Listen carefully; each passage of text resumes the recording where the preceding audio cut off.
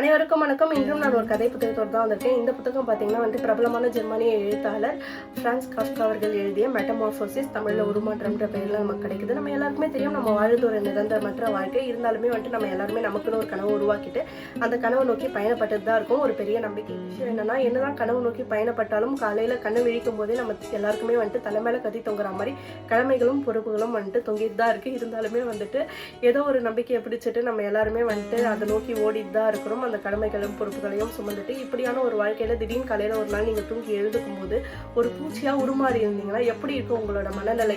எப்படி நீங்க இந்த உலகத்தை ஃபேஸ் பண்ண போறீங்க? எப்படி இந்த குடும்பத்தை ஃபேஸ் பண்ண போறீங்கன்னு நினைக்கும் போது நீங்க எப்படி என்ன மாதிரி ஒரு மனநிலைமையில இருப்பீங்க? அதை விளக்க முடியுதா? யோசிக்க முடியுதா? இப்படிதான் ஒரு சூழ்நிலையில நம்ம கதையின் நாயகன் கிரேகர் சாம்சா அவர்கள் தூங்கி எழுந்துக்கிறாரு. தூங்கி எழுந்துக்கும் போதே ரொம்ப அசௌகரியமா ஃபீல் பண்றாரு.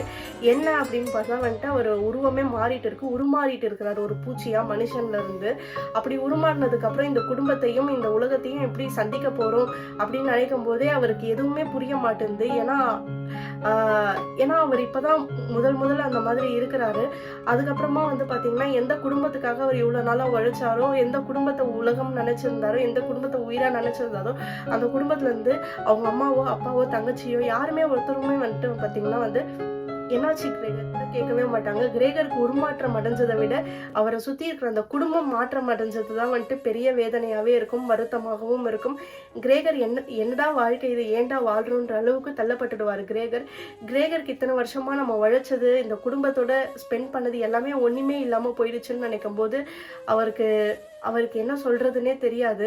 அப்போ கிரேகர் ஒரு இடத்துல சொல்லியிருப்பாரு, எனக்கு என்ன நடக்குதுன்னு சொல்லிட்டு நான் உங்ககிட்ட சொன்னா புரியாது, உங்ககிட்ட மட்டும் இல்லை யார்கிட்ட சொன்னாலும் புரியாது. ஏன்னா எனக்கு தெரியல எனக்குள்ள என்ன நடக்குதுன்னு சொல்லிட்டு, எனக்கே ஒண்ணுமே புரியாம தான் நான் இருக்கேன் அப்படின்னு சொல்லிட்டு கிரேகரோட இடத்துல சொல்லும்போது நமக்கு மனசே உடஞ்சு போயிடும். இப்படியான ஒரு சூழ்நிலையில இந்த கதையோட முடிவுல பாத்தீங்கன்னா கிரேகரோட தங்கச்சி அவங்க அப்பா கிட்ட சொல்லுவாங்க, அப்பா இவன் நம்ம கிரேகரே இல்லப்பா, இவன் மட்டும் நம்ம கிரேகரா இருந்தானா இந்நேரம் நம்ம கூட இருந்திருக்கவே மாட்டான், நமக்கு பேர்டனா இருக்கும்னு தெரிஞ்சோ நம்ம கூட இருந்திருக்க மாட்டான்ப்பா, நம்ம சுமையாயிட்டோம் தெரிஞ்சதுக்கு அப்புறம் இந்த வீட்டை விட்டு அவன் எப்போ போயிட்டு இருப்பான்ப்பா, இவன் நம்ம கிரேகரே இல்லப்பா அப்படின்னு சொல்லும்போது கிரேகர் மனசு உடஞ்சு அந்த அறைக்குள்ள போவாரு. போன கிரேகர் திரும்பி எழுந்துக்கவே மாட்டாரு.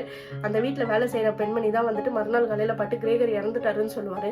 இறந்துட்டாருன்னு சொன்னோடனே குடும்பம் இல்லையா கொஞ்சம் லைட்டா கவலைப்பட்டுட்டு பழசு போனதெல்லாம் போட்டோம், இதுக்கப்புறம் நம்ம புதிய வாழ்க்கையை ஆரம்பிக்கலாம் அப்படின்னு சொல்லிட்டு புதிய வாழ்க்கையை ஆரம்பிக்க தயாரானோடனே நமக்கு மனசே உடைஞ்சு போயிடும். அப்படியாக தான் இந்த கதை முடிவு பெறும். வெறும் 60 பேஜ் தான், மனதை உருக்கக்கூடிய அளவுக்கு ஒரு கதை. கண்டிப்பா மனதை உருக்கக்கூடிய அளவுக்கு கதைகளை படிக்கக்கூடிய ஆளா இருந்தீங்கன்னா கண்டிப்பா இந்த கதையை படிங்க. அதுவரை உங்களிடமிருந்து எடுப்பது நான் உங்களுக்கு கேள்வி. அடுத்த பகுதியில் சந்திக்கிறேன். Tata, bye by.